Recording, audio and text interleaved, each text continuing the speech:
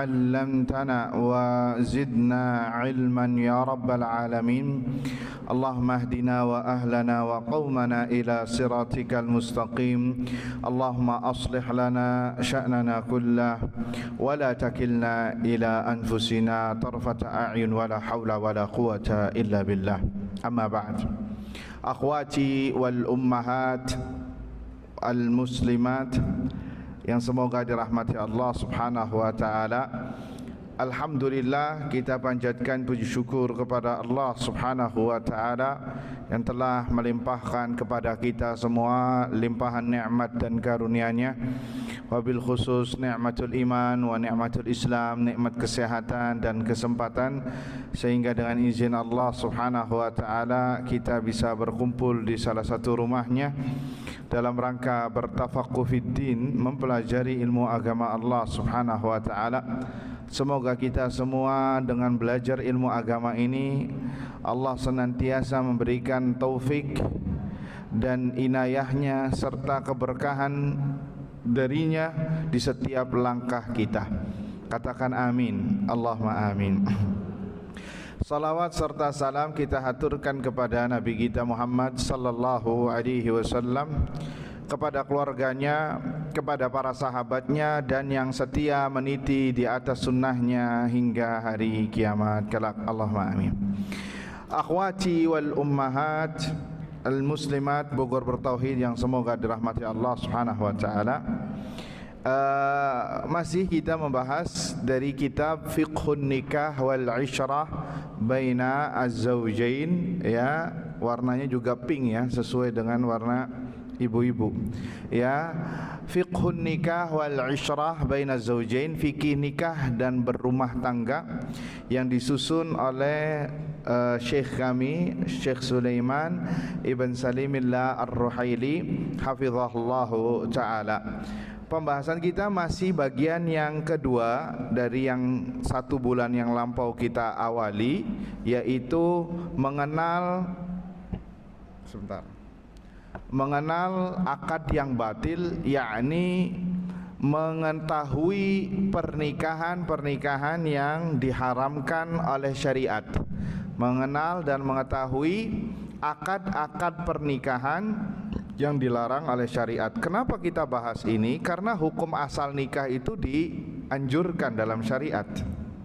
Ya, kita bahas pada awal kitab ini, ya, dianjurkan. Sehingga ada beberapa yang dikecualikan oleh syariat, bahwasannya ada nikah-nikah yang diharamkan agar kita mewaspadainya. Dan pernah kita sebutkan pada awal pertemuan bab ini, ada kaidah kenapa kita mempelajari nikah-nikah yang diharamkan agar tidak terjerembab. Araftu syarra la li syarri lakin li tawaqqihi wa man lam ya'rifil khaira minasyarri yaqa'u fihi. Aku mengetahui keburukan bukan dalam rangka untuk mengamalkannya, akan tetapi aku mengetahui keburukan dalam rangka membentengi diri. Karena barang siapa yang tidak bisa memilah dan memilih kebaikan dari keburukan, maka dia akan terjerembab dalam keburukan. Ini kaidah umum. Apapun kalau kita nggak tahu, kita bisa terjerembab. Kenapa sih orang berbuat syirik? Karena dia nggak belajar syirik. Kenapa sih orang terjerumus dalam lubang riba? Karena dia nggak mengenal hakikat riba.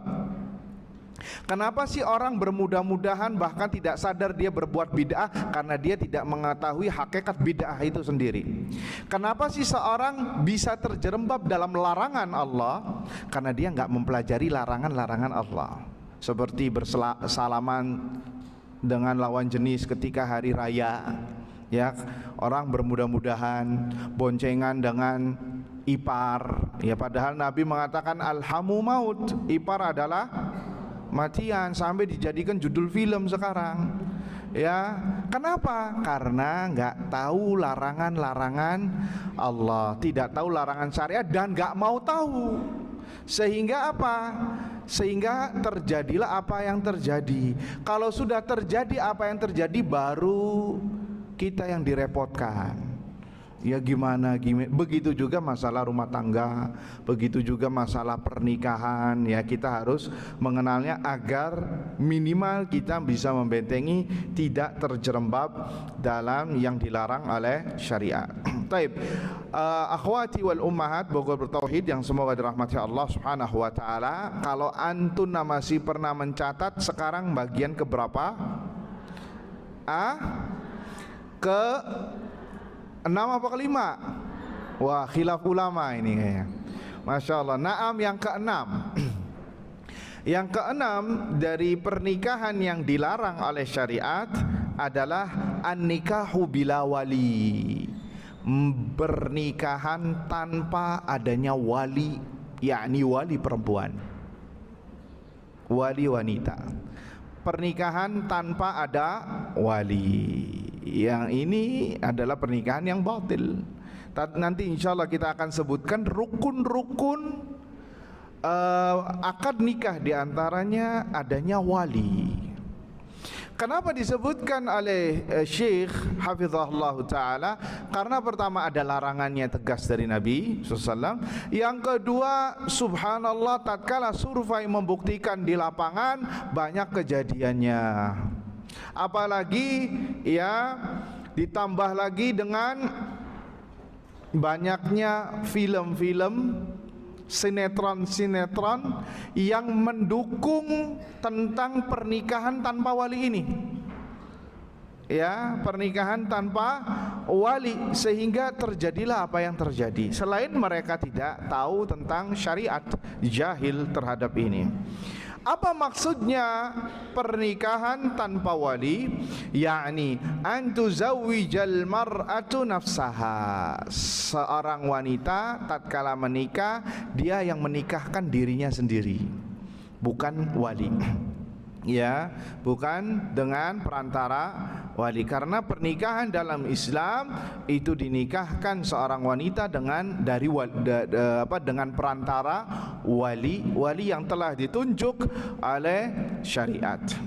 Taib, berkenaan masalah ini, para jumhur ulama, bahkan ini khilafnya, kata para ulama, ini khilaf, kalaupun ada khilaf, khilafnya tidak mu'tabar.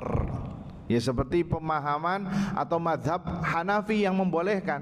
Tapi kata para ulama, jumhur para ulama, semuanya melarang tentang pernikahan tanpa wali. Muharramun haramun ya'thamu bihi fa'iluh. Pelakunya berdosa, wa batilun la yasih, dan akadnya batil, tidak sah. Khilaf yang ada tidak dianggap. Ya, khilaf yang terjadi itu tidak dianggap. Bahkan Al-Hafidh Ibnu Al-Mundhir menyebutkan bahwasanya ini disepakati oleh seluruh para sahabat Nabi sallallahu alaihi wasallam. Ya, hampir menjadi ijma para sahabat bahwasanya pernikahan tanpa wali ini tidak diperbolehkan. Mengapa tidak diperbolehkan? Ya, mengapa tidak diperbolehkan? Karena ada 4 hal. Karena ada 4 hal. Yang pertama, li'anna al-khitaba fin nikah fil Qur'an innama ja'a lirrijal wa lam ya'ti lin-nisa. Karena khitab, perintah untuk menikahkan itu disampaikan kepada para laki-laki, yakni yang mana mereka notabene adalah para wali. Dan tidak ada satupun redaksi yang memerintahkan kepada wanita secara langsung ketika masalah pernikahan. Coba kita simak firman Allah surat Al-Baqarah 221 dan surat An-Nur 32. Allah mengatakan, surah Al-Baqarah 221, wala tunkihul musyrikina hatta yu'minu. Janganlah kamu menikahkan orang-orang musyrik laki-laki kepada anak-anak perempuan kalian sampai mereka beriman. Tuh lihat, ini khitabnya kepada siapa? Kalimat ini mengarah kepada laki-laki. Kemudian dalam surat An-Nur Allah Azza wa Jalla mengatakan wa ankihul ayama minkum, nikahkanlah orang-orang yang masih jomblo dari kalian, yang masih sendirian dari kalian. Tuh lihat, pakai ankihu, wahai para laki-laki, nikahkanlah orang yang masih jomblo dari kalian, entah itu dari perempuan atau dari laki-laki. Ini kata para ulama, wa hadza khitabun lil auliya. Ini adalah khitab bagi para wali. Ya, menunjukkan bahwa perkara nikah berada di tangan para wali, yakni laki-laki, bukan berada di dalam tangan wanita. Ini pertama. Yang kedua, kenapa dilarang adalah karena nikah di zaman Nabi sallallahu alaihi wasallam adalah seorang laki-laki meminang wanita lewat walinya.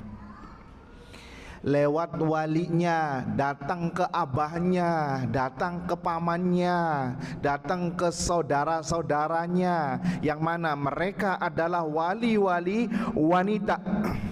Bukan seperti zaman sekarang ya, langsung WA ke si perempuannya sambil diambil ya, dibiarkan saja bagi wali-walinya perempuannya jalan dengan laki-laki lain tanpa yang bukan ikatan nikah. Bahkan sekarang kalau kita melarang orang berpacaran dalam kurung ya hubungan syaitan ya, kalau Anda melarang zaman sekarang ya, Anda dicap gila, dicap wah Anda nih ekstremis, Anda nih orangnya kaku, nggak tahu perkembangan zaman. Perkembangan zaman, iya nggak? Bahkan sebagian orang tua ini subhanallah, kalau boleh ngomong kasar sih mau ngomong kasar ya, cuma nggak boleh. Sebagian orang tua itu sedih ketika anaknya belum punya pacaran, belum punya pacar, belum punya hubungan syaitan dalam tanda petik. Ya sedih, takut nggak laku. Nah ini ketimpangan seperti ini, fenomena yang seperti ini yang memprihatinkan ini disebabkan karena mereka jauhnya dari syariat Islam, enggan mempelajarinya, sehingga banyak musibah-musibah, fenomena-fenomena yang memprihatinkan. Baru kalau anaknya hamil di luar nikah ya, baru apa? Nyesel dan lain sebagainya. Ini kata para ulama. Syekh Sulaiman Ruhaili pernah menyampaikan di atas, pernah menyampaikan sebelumnya bahwa segala bentuk keburukan, segala bentuk hal yang tidak diridhoi, yang tidak diinginkan, itu disebabkan karena perselisihan manusia kepada syariat. Ya, safar nggak pakai mahram, apa yang terjadi? Wanita kan lemah, akhirnya naudzubillah terjadi apa-apa, baru cerita, aduh kenapa baru kesini, baru kesini. Kenapa? Karena tidak memahami syariat dan melaksanakannya. Pacaran ya tanpa ada jarak, spasi. Apalagi sekarang ya, kita hidup di zaman semuanya itu mendukung kita untuk melakukan hubungan yang terlarang ini. Ada satu minuman yang kekinian itu, nggak usah sebutin mereknya ya, sampai ada istilah apa? Minuman mantan. Iya apa tidak? Tahu ya. Terus ada istilah nanti levelnya PDKT, pacaran. Ini kan mengajarkan kepada anak-anak muda sekarang, kita nih harus kayak gitu. Iya apa tidak? Ini kita nih apa sih istilahnya kalau dicuci otak bahasanya Pak? Brainwash. Nih kalau nggak kayak gini, Anda nggak kayak gitu. Dulu waktu saya SMP, duduk di bangku SMP, ya alhamdulillah ya saya sudah sedikit ngaji waktu SMP. Jadi agak beda sendiri sama orang lain. Ya kata gurunya, si siswa harus duduknya sama siswi satu bangku. Ya enggak? Saya termasuk yang menolak waktu itu. Semua pada jadi disuruh untuk apa? Untuk punya pasangan. Jadi pulang nanti boncengan satu motor, ya, sampai ada istilah, ya nggak bener lah. Sampai-sampai orang yang tidak mempunyai pasangan syaiton tadi dalam tanda petik dibilang ini orang gak normal. Tuh, lihat, zaman sekarang kita ini benar-benar seperti yang disebutkan Nabi SAW, sayati ilaikum zamanun al-mutamassiku bidinihi kalqabid alal jamr. Akan datang sebuah zaman orang yang konsekuen dengan agamanya seperti memegang bara api. Ada yang kuat memegang bara api, nggak ada panas. Ya, karena apa? Karena perubahan manusia yang jauh dari koridor syariat. Taib, ikhwani fiddin azani Allah yakum, kembali ke pembahasan yang kedua. Ya, bahkan pernah ada satu cerita waktu kami masih di Madinah, ya, mahasiswa.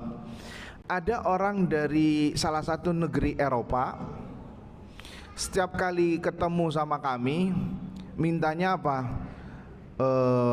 Pengen minta dicarikan wanita dari Indonesia. Padahal dia dari negeri Eropa, kalau nggak salah dari Bulgaria, ya. Kurang lebih yang akhirnya iya itu. Lah, kami bilang, lah bukannya di negeri ente, bahasa bebasnya ya, kan di negeri ente wanitanya cantik-cantik, bagus-bagus, sempurna. Kenapa nggak di negeri ente? Nggak mau. Saya maunya dari Indonesia. Kenapa? Kita pancing, ternyata dia jawab bahwa hampir setiap muslimah di sana itu sudah, maaf ya, tidak gadis. Karena waktu dia belum masuk Islamnya, hubungan bebas di sana itu seperti minum air. Paham? Ya, jadi saya nggak mau yang bekas katanya. Saya pengennya Indonesia. Indonesia insya Allah bagus-bagus, amanat-amanat, orangnya suci-suci, artinya muslimat yang terjaga, didikan agamanya baik. Tuh lihat, sampai ngomong kayak gitu. Ya, bahkan di salah satu negara mereka ada seorang bapak atau seorang kakak lagi duduk di teras rumahnya. Kemudian datang laki-laki yang bukan keluarga mereka, orang lain, ya, datang masuk saja nyelonong ke rumahnya, paling cuman say hello. Kemudian ketemu sama ibunya, ya istrinya maksudnya, hello. Kemudian masuk langsung ke kamar anak perempuannya. Lah terus Anda nggak ngelarang? Kalau saya ngelarang nanti saya dicap gila, saya dicap yang apa namanya itu masalah HAM, ya, dicap masalah hak asasi manusia, bisa dilaporkan polisi. Jadi di Eropa sana sampai kebablasan. Kalau terjadi apa yang terjadi, ya itu bukan urusan saya. Itu hak asasi manusia. Itu haknya anak untuk melakukan, maaf dalam tanda petik perzinaan. Tuh lihat, saking bablasnya sehingga kehidupan mereka lebih sesat daripada hewan, seperti yang digambarkan oleh Allah Azza wa Jalla, inhum illa kal an'ami balhum adal. Mereka tidak ada lain kecuali seperti binatang, bahkan lebih sesat. Ya, jangan dikira Bu, Eropa itu surga dunia, tapi di balik sisinya itu neraka jahanam. Kehidupannya yang sudah jauh diambang, ya, kehidupan manusia yang sewajarnya, apalagi sesuai dengan syariat Islam. Taib, kembali lagi, muter lagi, balik lagi ke poin kedua, bahwa kenapa diharamkan nikah tanpa wali? Karena pada zaman Nabi orang itu datang ke wali perempuannya untuk meminangnya dan untuk menikahnya, untuk menikah dengan anak perempuannya tersebut. Ibunda kita Aisyah radhiyallahu taala anha mengatakan, anna nikaha fil jahiliyah kana ala arba'ati anha. Pernikahan waktu awal, pernikahan pada zaman jahiliyah itu ada empat jenis. Fanikahun minha nikahun nasil yaum. Di antara pernikahan di zaman jahiliyah yang sampai sekarang dikukuhkan adalah pernikahan yang laki-laki mendatangi walinya untuk menikah dengan anak perempuannya. Sampai di zaman Nabi SAW itu yang dikukuhkan oleh syariat. Ya, jadi lewat pintu depan, bukan lewat pintu belakang. Ya, waqtul buyuta min abwabiha, kata Allah. Datangi rumah dari pintu-pintunya, jangan dari belakang. Ya, tapi sayangnya para orang tua senang jika anaknya lewat pintu belakang. Ya, nanti ramenya kapan? Kalau sudah bunting sebelum menikah. Itu yang terjadi. Wal iyadzu billah. Ya, jadi syariat Islam isinya adalah maslahat.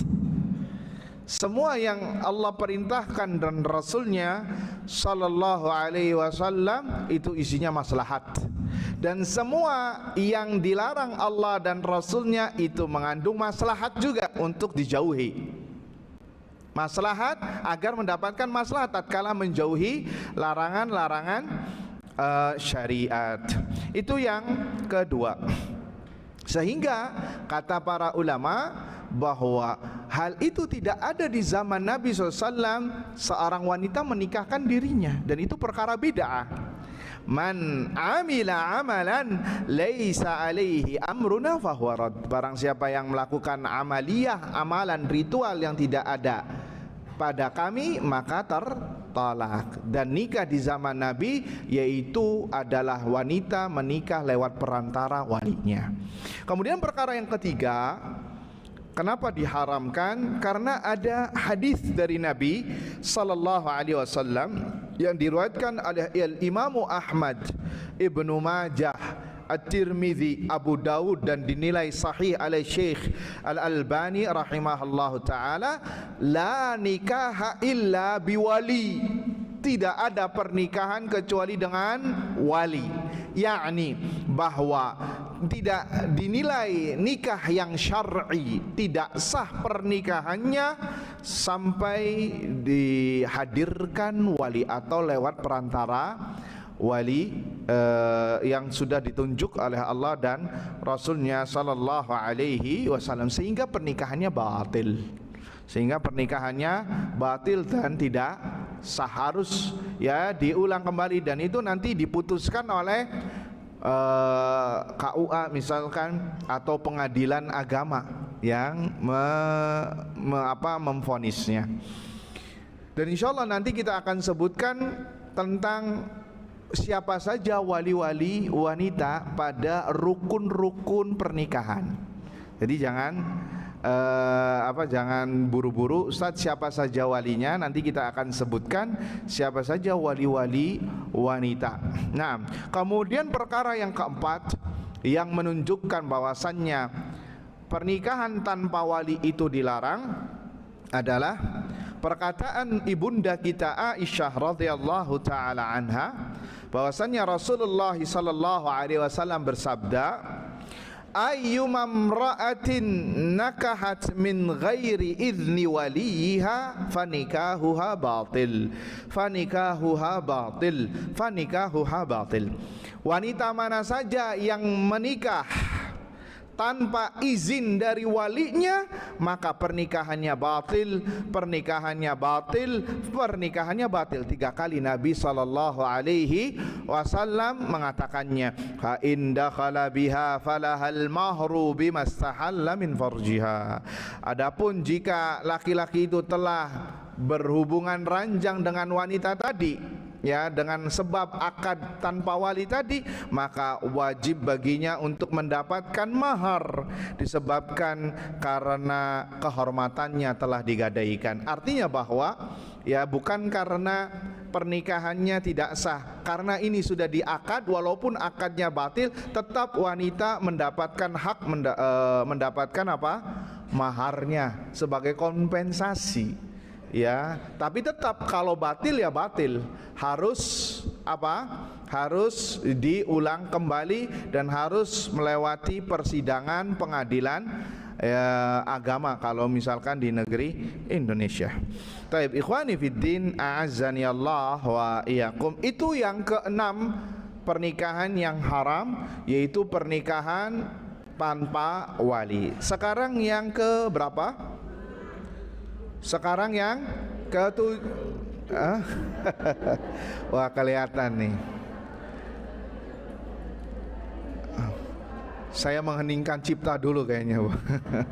Kayaknya ibu-ibu belum ngopi deh ya. Yang ketujuh ibu-ibu sekarang, ya. Tadi yang keenam. Enggak, tadi itu 4 perkara yang kenapa pernikahan tanpa wali itu tidak sah. Ada 4 hal. Kemudian kita selesai, beres. Nah, sekarang judul baru ya. Berikutnya pernikahan yang diharamkan setelah pernikahan wali apa? Berarti nomor 7. Alhamdulillah. Berarti udah ngopi sekarang. Yang ketujuh, pernikahan yang diharamkan adalah nikahul kafirati ghairi alkitabiyah. Menikahi wanita kafir selain atau non ahlul kitab. Menikahi wanita kafir non ahlul kitab, yakni non Yahudi atau Nasrani, yakni selain 2 agama ini, ya, agama orang-orang musyrik, selain ahlul kitab. Awas, ahlul kitab apa artinya ibu? Yang diberi kitab. Ini kita singgung dulu karena sempat di satu tempat, Ustaz, ahlul kitab yang jualan kitab. Salah, bukan. Ahlul kitab yakni yang diberi kitab, yaitu Taurat dan Injil, Yahud dan Nasara. Tidak boleh menikahi wanita kafir non ahlul kitab, karena Allah Azza wa Jal berpesan dalam surah Al-Baqarah 221, wala tankihul musyrikati hatta yu'min, dan janganlah kalian menikahi wanita-wanita musyrik sampai mereka beriman. Sampai mereka beriman. Ya, ini dalil secara tegas tidak boleh menikahi wanita kafir non ahlul kitab. Kenapa Ustadz non ahlul kitab disebutkan non ahlul kitab? Karena Islam membolehkan menikahi wanita ahlul kitab dengan syarat, nanti kita akan sebutkan. Hanya ahlul kitab saja yang diberikan dispensasi bagi laki-laki muslim untuk menikahi mereka, yakni ahlul kitab Yahudi dan Nasara. Selain dari itu ya nggak boleh. Selain dari Yahudi dan Nasrani. Disebutkan oleh Ibnu Abdul Bar rahimahullahu ta'ala, wa ala hadza ta'wilu jama'atil ulama fi qaulillahi azza wa jal wa la tankihul musyrikati hatta yu'min. Kata Ibnu Abdul Bar menyebutkan jamaah jumhur ulama ketika menafsirkan wala tankihul musyrikati hatta yu'min, janganlah kalian menikahi wanita-wanita musyrik sampai beriman. Yakni siapakah musyrik di sini? Yakni annahunnal wathaniyat wal majusiyat, yakni para penyembah berhala dan orang-orang majusi, penyembah api. Yakni selain ahlul kitab dan selain ahlul kitab, yakni Yahud dan Nasara. Apapun yang agama apapun selain dari mereka, ya, maka tidak diperbolehkan. Li'anna Allah azza wa jal ahallal kitabiyat, karena Allah menghalalkan wanita-wanita ahlul kitab. Karena Allah menghalalkan ahlul kitab, wanita ahlul kitab, kata Ibnu Abdul Bar. Apa dalilnya? Antunna bisa simak surat Al-Maidah ayat 5. Wal muhsanatu minal ladzina utul kitaba min qablikum Wal muhsanat, apa itu al muhsanat? Perempuan-perempuan yang menjaga kehormatannya dari kalangan ahlul kitab, min qablikum, sebelum kalian. Ini termasuk yang dihalalkan. Kata Ibnu Abdul Bar, yakni al-afaif la man syuhira zinaha minal muslimat, yakni wanita-wanita yang menjaga kesuciannya, bukan wanita-wanita yang terkenal karena berzina, baik dari kalangan muslimat atau dari kalangan ahlul kitab. Berarti syaratnya di sini ahlul kitab yang diperbolehkan adalah wanita yang menjaga kesuciannya, wanita baik-baik, wanita baik-baik. Ya, itu yang disebutkan oleh Ibnu Abdul Bar. Kita sebutkan juga perkataan Al-Hafidh Ibn Qudamah rahimahullahu ta'ala, kata beliau, laisa baina ahli ilm bihamdillah ikhtilafun fi hilli harair nisa'i ahli kitab. Kata Ibnu Qudamah, tidak ada khilaf dari kalangan para ulama, alhamdulillah, bahwa bolehnya atau halalnya menikahi wanita-wanita merdeka dari kalangan ahlul kitab, Yahudi dan Nasara. Waqal wasairul kuffar ghairu ahlil kitabi. Nih, ini perkataannya. Dan orang-orang kafir lainnya selain ahlul kitab, kaman abada mastahsana minal asnam, seperti penyembah berhala, penyembah pohon, penyembah batu, penyembah hewan, maka tidak ada khilaf dari kalangan ulama tentang haramnya menikahi mereka. Jadi yang dibolehkan hanya wanita ahlul kitab dengan syarat mereka afaif, mereka yang menjaga kehormatannya dan ya dalam agamanya. Bisa difahami? Ya, sehingga di sini kata ulama, al-mar'atul kafirah idza lam takun kitabiyah la yahillu nikahuha. Sehingga kalau istrinya kafir, ya, tidak boleh atau dia bukan ahlul kitab, maka enggak boleh pernikahannya. Ya, enggak boleh pernikahannya. Wa yadkhul, dan masuk juga dalam bab ini pernah sampai kepada kami ada dua orang agamanya sama-sama musyrik. Ya, sama-sama musyrik. Kemudian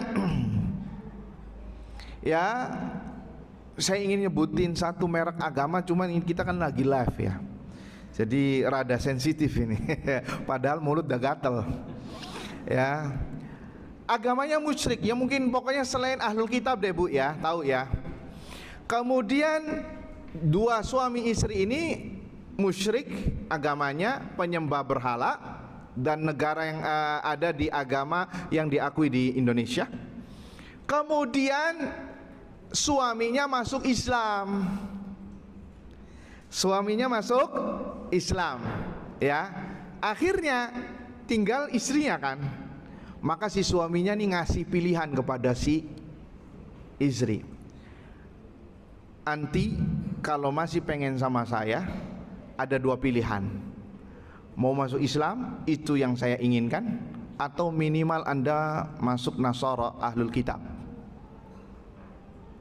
masuk ahlul kitab. Kalau masih tetap di agama anti, maka mohon maaf, mungkin kita sampai di sini rumah tangganya. Nah, ini benar, iya apa tidak? Karena opsi yang dipilih memang yang dihalalkan oleh Allah subhanahu wa ta'ala, boleh menikahi ahlul kitab. Bisa dipahami Ibu? Ya, jadi dibolehkan dengan syarat tadi afaif. Nah, sekarang ada permasalahan yang disebutkan oleh Syekh Sulaiman. Tadi telah disebutkan wanita kafir non ahlul kitab enggak boleh. Wa yadkhul, dan masuk dalam permasalahan ini apa? Al muslimah idza irtaddat, muslimah yang murtad, wal iyadzubillah, maka tidak boleh menikahinya, dan kalau masih dalam akad pernikahan, pernikahannya harus dibatalkan.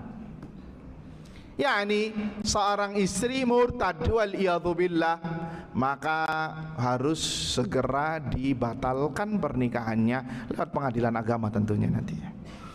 ya, atau salah satunya suaminya misalkan murtad, nggak boleh, karena muslimah nggak boleh berkumpul dengan musyrik. Begitu juga dengan sebaliknya. Taib. Ada permasalahan lagi yang disebutkan oleh Syekh Hafizahullah Ta'ala. Bagaimana dengan muslimah yang tidak sholat? Takasulan, karena malas untuk sholat, bukan karena menghalalkan atau mengatakan sholat 5 waktu tidak wajib. Ini jelas murtad. Tapi yang jadi pertanyaan, halil muslimatu allati la tusalli takasulan takunu qad irtaddat wa kharajat minal islami aw la? Apakah seorang muslimah yang tidak sholat karena malas, meremehkannya, apakah dia murtad, keluar dari Islam ataukah tidak? Nah, ini kata para ulama, kata Syekh Hafizahullah Ta'ala, ini permasalahan fikih, permasalahan yang ikhtalafa fihal ulama, para ulama berselisih, ya. Dan sering disebutkan ada 2 pendapat besar. Pendapat pertama yang mengatakan, paham ya ibu-ibu ya permasalahannya? Jadi ada muslimah yang tidak salat. Nah, ada 2 permasalahan mungkin kita gambarkan. Kalau ada laki-laki ingin meminang wanita muslimah, ternyata dia nggak salat, ini bagaimana hukumnya? Atau nanti ketika mereka suami istri, ternyata istrinya nggak salat. Nah, ini seperti apa? Ini yang dibahas. Ada 2 pendapat ulama. Yang pertama, pendapat pertama, annaha kafiratun qad kharajat min millatil Islam, murtad dari agama Islam. Wanita muslimah enggak salat karena malas, meremehkannya, murtad dari agama Islam. Ya. Ini bisa disebutkan perkataan Ibrahim Nakhai dari kalangan salaf. Kemudian ini pendapat Ayyub As-Sikhtiyani, kemudian pendapat Abdullah ibn al-Mubarak, kemudian pendapatnya Ishaq, dan ini madhab Ahmad ibn Hambali yang mengatakan pelaku atau orang muslim atau muslimah yang tidak sholat, mau laki-laki mau perempuan, kalau tidak sholat keluar dari agama Islam. Yakni yang sholatnya nggak sama sekali, ibu. Kalau misalkan zuhur salat, asarnya enggak, maghribnya salat, isanya enggak, ini masih muslim. Tapi yang kita bahas yang enggak salat sama sekali karena malas atau meremehkannya, ini yang disebutkan oleh Syekh Hafizahullah Ta'ala. Bahkan salat Jumat bagi laki-laki pun enggak. Salatnya, kalaupun salat datangnya terlambat. Ketika khatibnya mengatakan wa aqimus shalah, baru tuh dia masuk ke masjid. Sebelumnya nongkrong di luar sambil bawa siwak Fir'aun berkepala api. Ya, itu yang terjadi. Karena saya khatib juga tahu mana nih, pada nongkrong di sono tuh.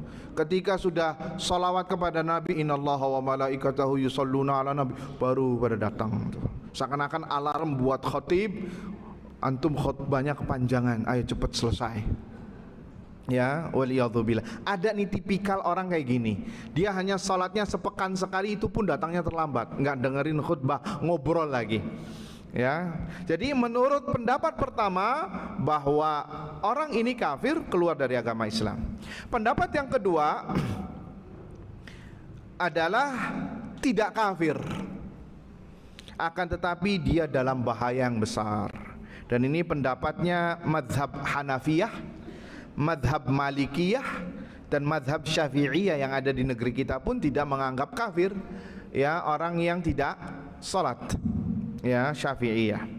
Warrajihu wallahu ta'ala alam. Kemudian sebutkan juga di sini kata Syekh, begitu juga suami atau laki-laki yang tidak salat sama hukumnya seperti wanita tadi. Ya, fa in qulna inna tarkas salati kufrun. Kalau kita katakan, ini kembali ke pendapat fikih ya. Kalau kita katakan mengambil pendapat orang yang enggak salat itu kafir, dan ini yang saya rajihkan kata Syekh Sulaiman hafizahullah, dan saya berfatwa dengan fatwa ini, kata beliau, maka haram bagi orang muslim yang salat, laki-laki muslim yang salat, menikahi wanita yang tidak salat. Dan haram juga bagi wanita muslimah yang salat menikah dengan calon suami yang tidak salat. Pernikahannya mereka batil, ya, kalau terjadi ini jika satu negara mengambil pendapat orang yang tidak salat murtad dari agama Islam. Karena apa? Karena nanti yang memvonis bukan kita, ibu. Ya, walaupun orangnya mengadu, Ustadz, suami saya sudah nggak sholat 1 tahun. Ada tuh pertanyaan kayak gitu. Walaupun misalkan saya mengambil pendapat orang yang nggak sholat murtad, nggak boleh saya mengatakan ibu harus cerai sekarang. Nggak bisa. Itu yang memvonis siapa? Pengadilan agama. Bisa dipahami? Karena ini adalah haknya pemerintah atau penguasa. Tapi kita harus tahu ya, permasalahannya ini khilaf. Ya, dan ini permasalahan ini nanti kemana-mana, ibu. Termasuk muslim yang nggak sholat kemudian menjagal kambing, menyembelih kambing. Kalau kita mengambil seorang muslim yang nggak sholat kafir, maka sembelihannya adalah sembelihan bangkai. Haram, tidak boleh dimakan. Hati-hati, nanti Idul Adha harus cerewet. Tanya tukang jagalnya, bapak sholat apa enggak? Harus, karena ini amanat, uangnya, hartanya umat. Ya, sapi ternyata yang nyembelih tukang jagal pakai jimat, enggak sholat. Ya, makanannya api. Khalas, ini bahaya seperti ini. Ya, harus paham. Taib ikhwani fiddin, azani Allah wa iyyakum. Kemudian juga masuk dalam bab ini, kemudian kalau pendapatnya dia mengambil pendapat yang kedua, ya, bahwasannya tentunya ini adalah kembali ke Al-Quran dan Sunnah. Kemudian juga pendapat ulama yang thiqat, yang terpercaya. Jika memang satu negara tidak mengambil pendapat yang pertama, maka ini dikembalikan kepada mereka.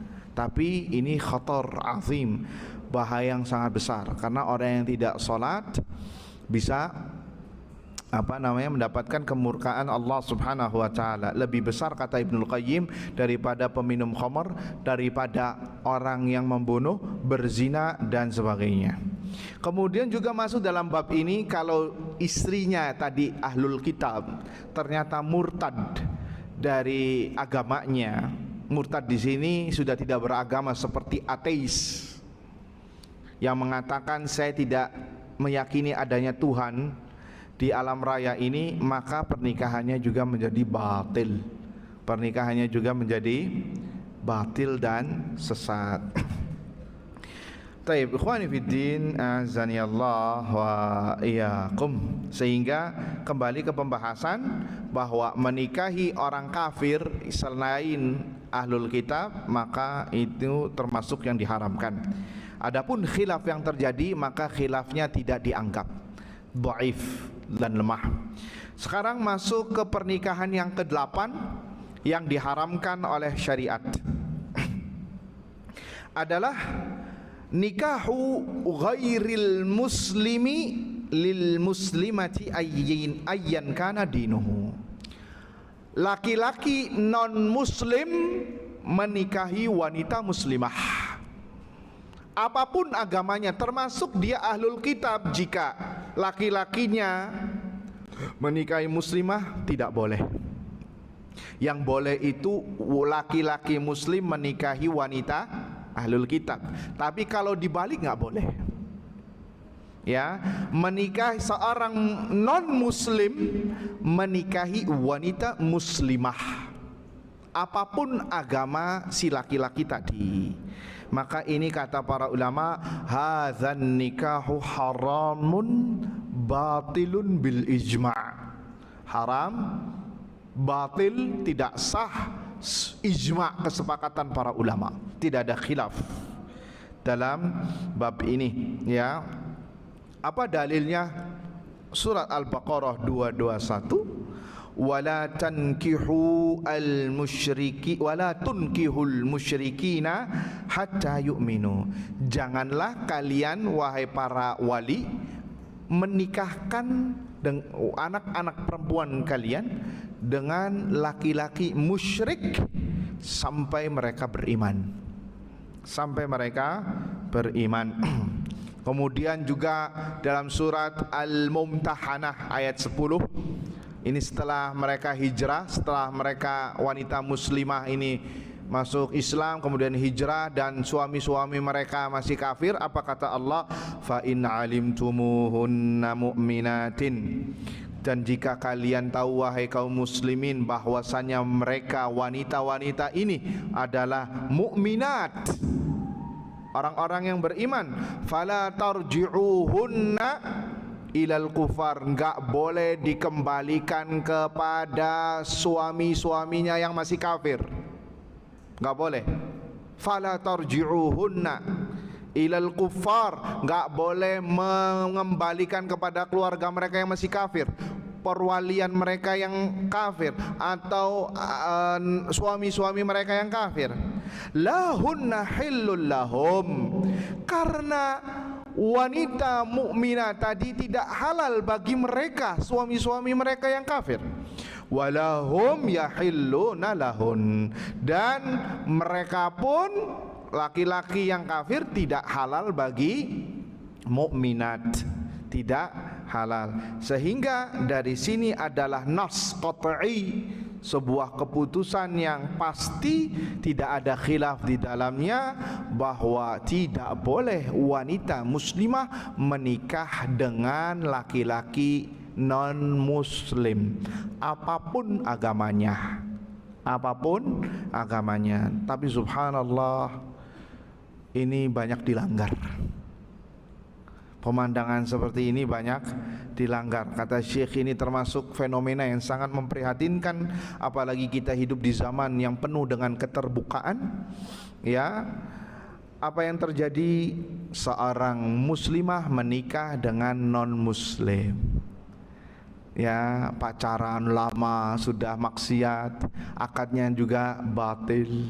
Apa yang terjadi? Ujung-ujungnya wanita muslimahnya murtad. Dan ini strategi mereka, di antara mereka yang ingin memurtadkan agama Islam atau muslimah supaya murtad, dengan cara mengambil hati muslimahnya. Ya, diikat, kemudian kalau sudah diikat, ya sudah jatuh cinta, ya apalagi sampai maaf sampai berzina, ya apa yang terjadi? Dia akan mempersyarat kepada muslimah tadi, ente mau nikah apa enggak? Ente sudah bunting, ente sudah hamil, ente sudah maaf enggak perawan. Kalau ente enggak masuk agama saya akan putus anda. Apa yang terjadi? Wanita kalau sudah seperti itu panik, iya apa tidak? Akhirnya apa? Murtadlah dia dari agama Islam, dan itu survei membuktikan banyak sekali. Ya, dari kalangan artis kah, dari kalangan public figure kah, dari kalangan apa itu, pengen tak plesetin namanya cuman nggak enak ya. Jadi itu yang terjadi, ya tidak diperbolehkan. Wa asbahna nasma, kata Syekh, bahkan Syekh sendiri mengatakan, dan asbahna nasma, kita sekarang mendengar banyak sekali muslimat menikah dengan Nasara, dengan Yahudi, ya atau selain dari mereka, dan ini sangat besar sekali. Apa yang terjadi? Agamanya pun ikut-ikutan pindah. Yang tadinya pakai kerudung lebar, ya sekarang sudah ke kebaktian di hari Ahad. Gara-gara apa? Suaminya tadi, ya kan pemimpin, laki-laki itu pemimpin bagi keluarganya. Muslimah dibawa kepemimpinan kafir, ini jelas tidak diperbolehkan. Na'udzubillahi min dzalik. Ikhwani fiddin, azani Allah wa iyyakum. Satu poin lagi adalah Dan subhanallah ya, ini diantara strategi pemurtadan yang terjadi, dan ini kami dengar waktu SMA. Di antara strategi pemurtadan orang-orang Islam, karena mereka memerangi kita sudah nggak mampu. Semakin diperangi, semakin kuat agamanya. Gimana caranya? Bikin agar mereka murtad dengan cara pernikahan. Sehingga dengan dalih HAM, hak asasi manusia, dengan dalih ya semua agama itu sama, liberalisme, dengan dalih ya sekuler dan lain sebagainya. Gimana caranya? Dan subhanallah ada orang-orang yang membela mereka dan sangat disayangkan merekanya ini adalah muslim. Nggak apa-apa, diperbolehkan menikah dengan orang-orang kafir ya. Sampai sekarang mereka masih gontot-gontotan, entah itu di Majelis Permusyawaratan Rakyat untuk mengesahkan undang-undang bolehnya pernikahan dengan beda agama. Nggak tahu apakah sudah disahkan atau tidak. Tujuannya untuk ini, agar murtad ya. Dan sebenarnya juga hatta laki-laki ya, walaupun dibolehkan menikah dengan wanita Nasara, apakah Anda ridho ya istri Anda adalah orang kafir? Kemudian jika dia punya anak, apakah ridho seorang ibunya kafir ya, yang memusuhi Allah dan Rasulnya Sallallahu Alaihi Wasallam? Apa yang terjadi? Hatta pernikahan yang dibolehkan ya, laki-lakinya muslim, istrinya non muslim walaupun itu Nasara, apa yang terjadi? Nanti anaknya yang jadi korban. Iya apa tidak? Nanti ketika sudah besar suruh milih agamanya. Yang namanya anak, Bu ya, lebih dekat ke bapak apa ke ibu? Ibu. Lah kalau ibunya kafir pasti memilih agama ibunya. Ini sebenarnya harus dilihat. Naam, dibolehkan ini karena ada maslahat jika ya untuk mengislamkan dia ya, supaya bisa tertarik dakwah Islam. Tapi sebagian laki-laki, Ibu, yang bukannya mengatur tapi diatur, iya apa tidak?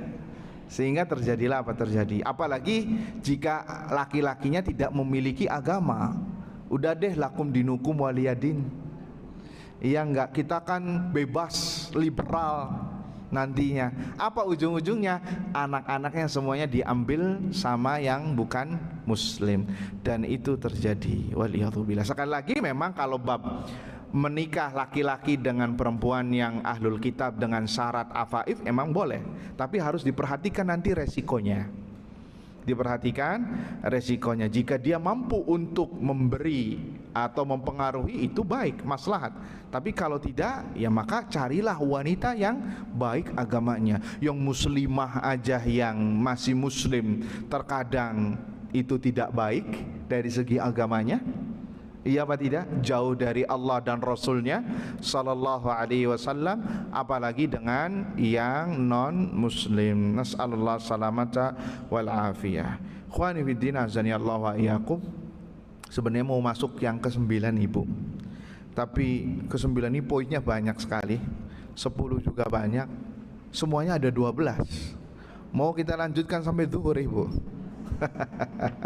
Ngomongnya lemes lagi ya.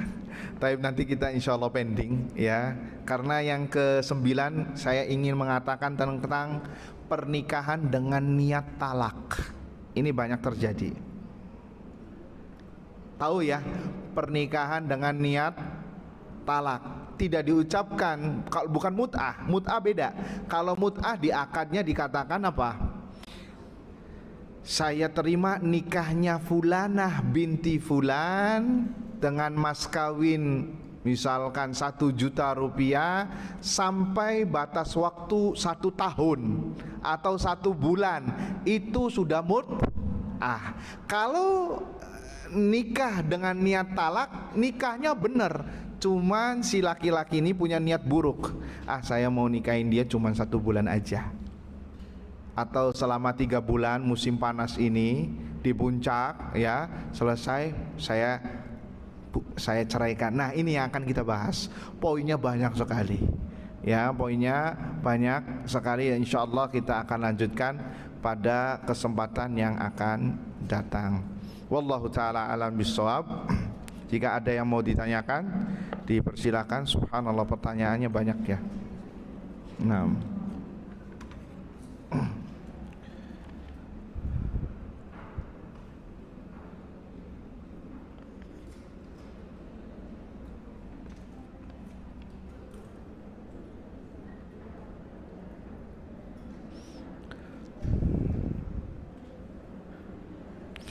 dalam hal suami mu'alaf, ini tulisannya Allah, sebentar, kayak dokter bedah ini ya. Dalam hal suami mu'alaf, waktu tahu menikah, adakah istri bisa menjadi imam suami dengan tujuan mengajarkan kepada suami yang mu'alaf? Ya, imam tetap imamnya suami. Ya, tidak bisa. Ar-rijalu qawwamuna 'alan nisa bima faddalallahu ba'dahum 'ala ba'din wa bima anfaqu min amwalihim. Karena Allah mengatakan ar-rijal, para laki-laki, pemimpinnya wanita, ya. Disebabkan karena mereka memimpin wanita dan memberikan nafkah. Adapun dalam pengajaran enggak masalah, silahkan.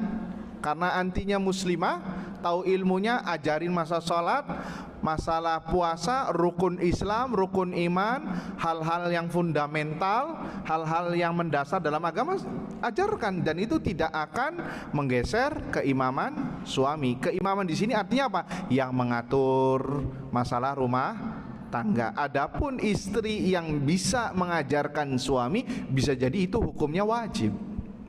Bisa jadi itu hukumnya wajib, karena anti yang tahu masalah agama untuk suami, bekal suami anti.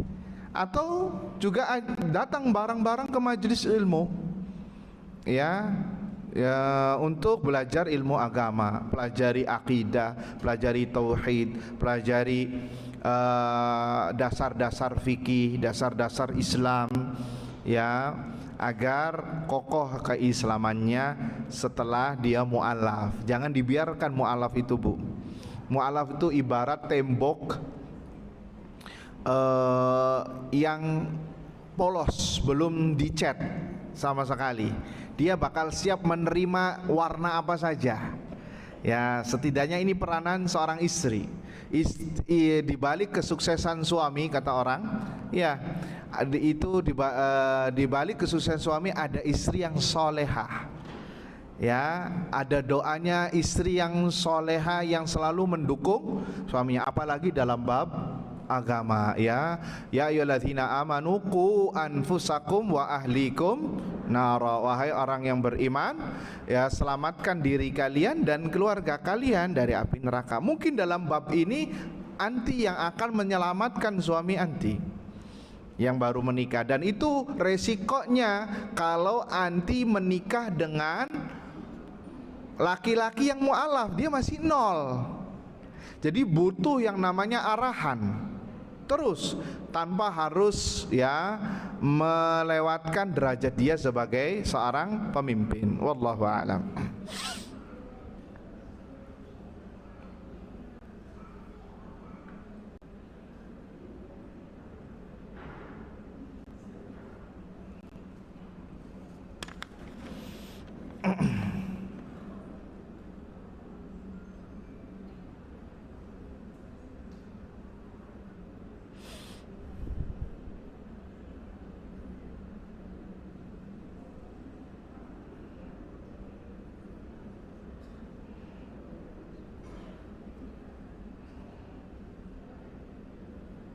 Di sini ada pertanyaan tentang perceraian dalam keadaan marah.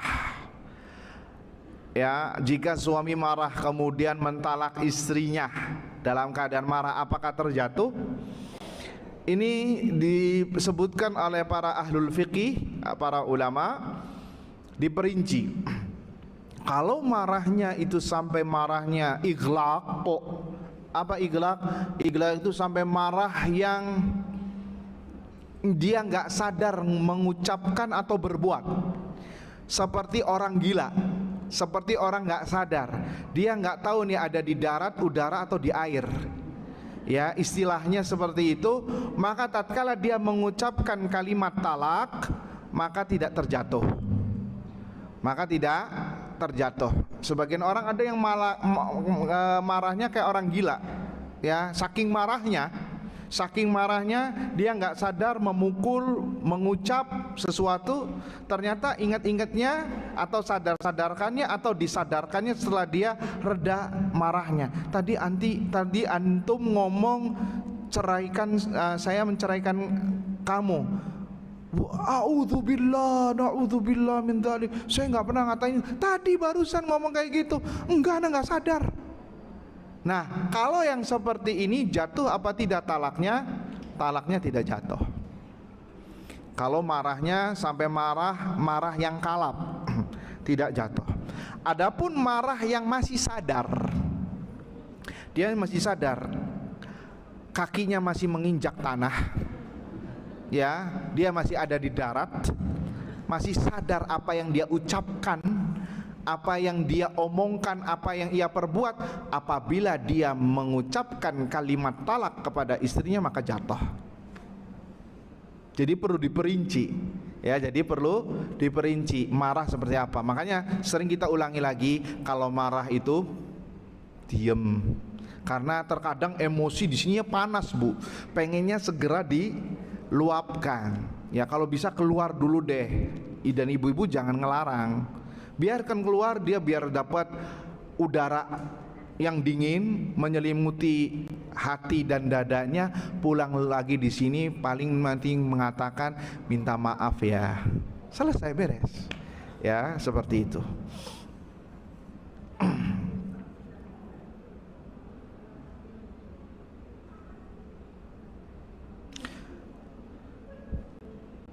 Apakah kalau laki-laki muslim ketika menikah dengan perempuan ahlul kitab, apakah status pernikahannya berzina seumur hidup? Kan sudah dibahas tadi.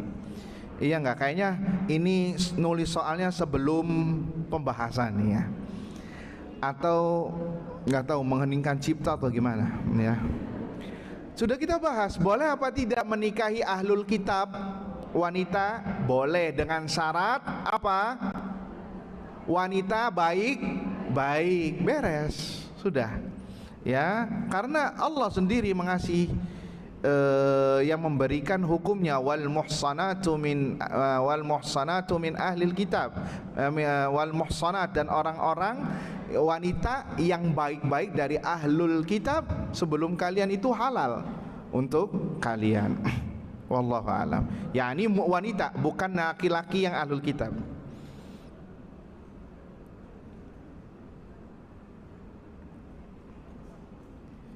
Banyak pertanyaan talak ini, masya Allah, dan banyak curcol juga di sini. Insya Allah nanti ada pembahasan masalah talak ya. Karena ini kenapa saya skip yang talak? Karena harus dijelaskan dulu bagaimana talak itu sendiri, baru bisa memahami.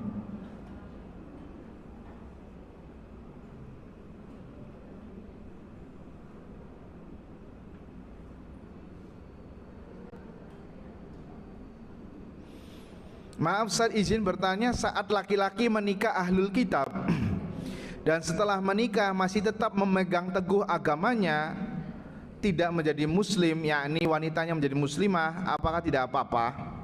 Ya, tidak apa-apa, memang boleh. Kan Allah sendiri yang mengatakan. Ya, apa dalilnya tadi? Surat Al-Maidah ayat berapa? Ayat 5. Allah mengatakan apa? Lihat.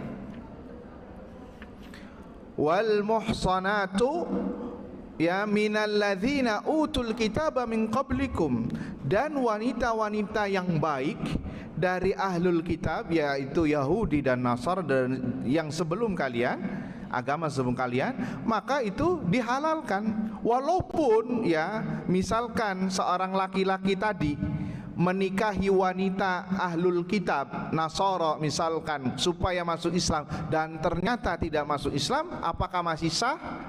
Masih sah, karena memang dihalalkan. Bisa dipahami? Karena memang dihalalkan oleh Allah Subhanahu wa ta'ala. Cuma nanti antum yang bisa mempertimbangkan maslahat dan madaratnya.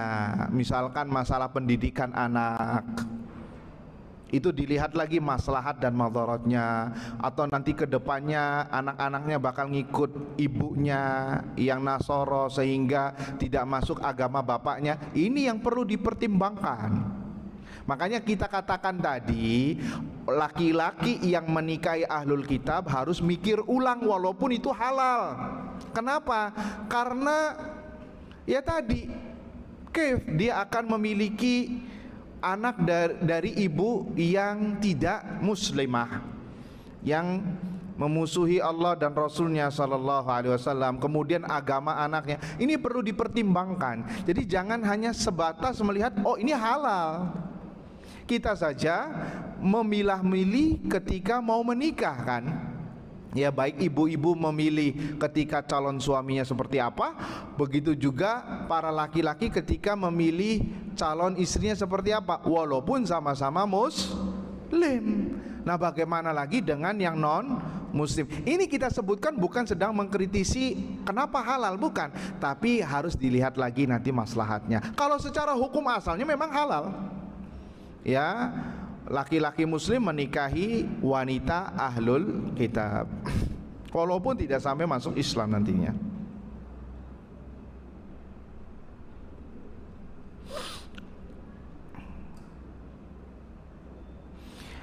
Jika seorang muslimah yang tidak sholat sama sekali malas, kemudian insaf ya, ini insaf di sini maksudnya taubat.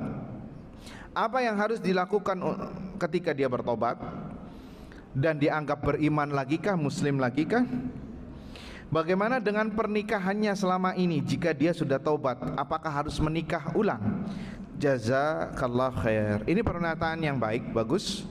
Sebenarnya ibu muslimah, ummahat Bogor bertauhid yang dirahmati Allah Azza wa Jalla, kita tidak memvonis orang itu murtad atau kafir karena satu amalan yang dianggap murtad, tidak. Tapi kita sedang membahas amalan ini bisa murtad. Sehingga kalau ditanyakan, ya, apakah dia harus menikah lagi? Ini kembali ke negara atau penguasa yang mengambil pendapat yang nomor satu apabila orang muslim yang nggak sholat bisa murtad. Bisa difahami. Kalau sudah masuk Islam, kalau dia sudah bertaubat dan kembali lagi sholat, maka insya Allah itu sudah cukup. Bertaubat kepada Allah dengan taubat nasuha, dengan baik dan benar, menyesali perbuatannya, berazam untuk tidak mengulanginya lagi, ya, kemudian semakin baik agamanya, sholatnya semakin dijaga, mudah-mudahan Allah mengampuninya. Dan mudah-mudahan pernikahannya masih tetap langgeng. Adapun masalah nikahnya diulang lagi atau tidak, itu bukan ranahnya kita. Sama seperti sebagian orang penuntut ilmu, mungkin dia mengambil pendapat pertama, ya, bahwasanya muslim yang nggak sholat murtad. Ada yang curhat nih, datang, Ustadz, suami saya nggak sholat, ya, apa yang saya harus lakukan? Maka misalkan saya yang mengatakan, mengambil pendapat yang pertama, orang yang nggak sholat dari muslim itu murtad, nggak berhak saya mengatakan ibu harus cerai dengan suami ibu, nggak bisa. Atau harus pernikahan ibu sekarang batil, nggak bisa. Yang menjelaskan, memvonis itu adalah para penguasa, yaitu dalam hal ini pengadilan agama. Mungkin saya akan memberikan nasihat saja, seperti ibu harus menasehati banyak kepada suami, bahwasanya orang yang nggak sholat itu seperti ini, seperti ini, seperti ini, seperti ini. Dan ternyata masih nggak sholat, misalkan, itu kembali ke haknya ibu. Ibu bisa minta cerai kepada suami karena dia nggak sholat, tidak sholat 5 waktu itu termasuk hak, bahkan bisa menjadi wajib bagi ibu. Hanya ngasih opsi dan pilihan serta nasihat. Tapi kalau ibunya mau bersabar mendakwahi suami dan itu jihadnya ibu, maka itu jauh lebih baik.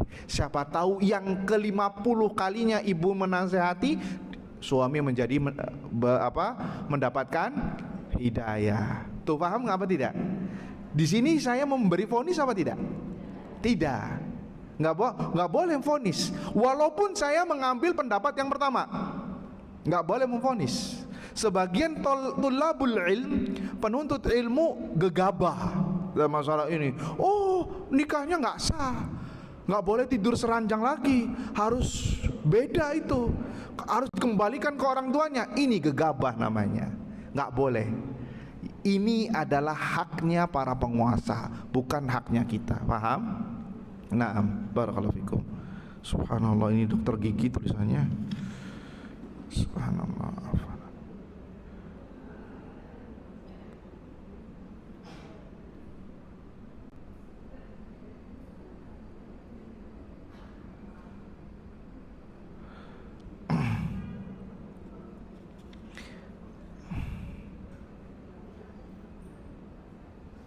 Ada yang bertanya, mana yang lebih baik Ustaz, umroh atau kurban?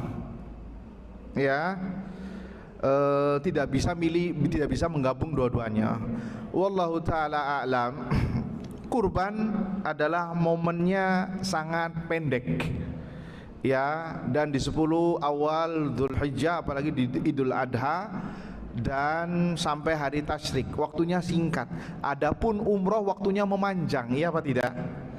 Maka hendaknya antum bisa menjadikan skala prioritas. Kalau sekiranya bisa kurban terlebih dahulu, maka al-afdal baginya berkurban. Karena perintah Allah, fasalli li rabbika wanhar, salatlah engkau wahai Muhammad, yakni salat Idul Adha, dan berkurbanlah. Sehingga kata para ulama, orang yang menggabungkan amalan salat dan dia berkurban, maka dia telah menggabungkan amalan yang afdal.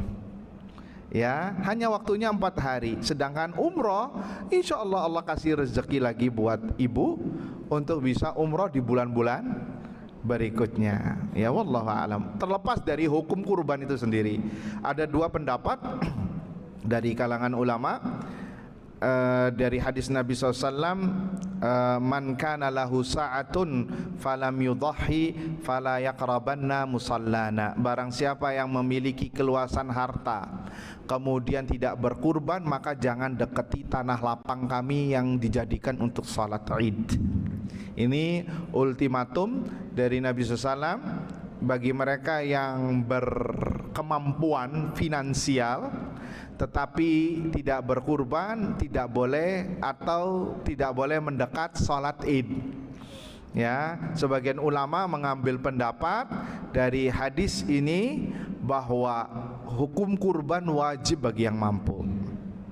Bagi yang mampu. Pendapat yang kedua, dan ini yang familiar sebenarnya, kurban adalah sunnah muakkadah. Hukum kurban sunnah muakkadah dengan dalil bahwasanya Abu Bakar dan Umar sengaja tidak berkurban untuk menunjukkan kepada umat bahwasanya kurban tidak wajib. Wallahu ta'ala alam. Yang diberikan rizki yang luas jangan hitung-hitungan sama Allah. Iya apa tidak? Allah selama ini jor-joran sama kita, gak hitung-hitungan. Kok kenapa kita hitung-hitungan? Kalau Allahnya hitung-hitungan sama kita gimana? Ya, jadi jangan hitung-hitungan. Allah akan ganti dengan yang lebih baik. Siapa yang melakukan sesuatu karena Allah, pasti Allah akan ganti dengan yang lebih baik. Itu keberkahan. Kunci keberkahan, dahulukan perintah Allah, perintah Rasulnya, maka Allah akan selalu memberikan yang terbaik untuk Anda. Wallahu ta'ala a'lam bishawab. Subhanallah, ini pertanyaannya masih banyak dan rata-rata 1 halaman ini, kayak bikin skripsi ya.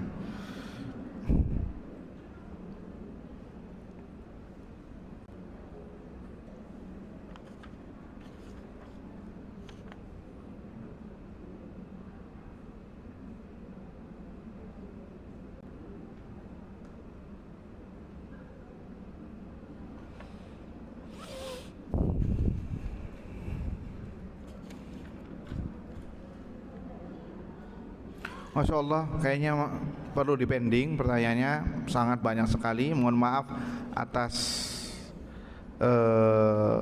tidak semuanya pertanyaan dibahas karena waktu yang sempit. Mudah-mudahan apa yang disampaikan bermanfaat. Insya Allah kita akan lanjut lagi pada pertemuan sesuai waktunya di bagian ketiga, ya, tentang pernikahan yang masih diharamkan oleh syariat. Syukran katsiran atas kehadiran antunna dan mendengarkan dengan seksama. Mudah-mudahan menjadi ilmu yang bermanfaat untuk kita semua di dunia dan di akhirat. Kita tutup dengan doa kafaratul majlis. Subhanakallahumma wa bihamdika asyhadu an la ilaha illa anta astaghfiruka wa atubu ilaik. Assalamualaikum warahmatullahi wabarakatuh.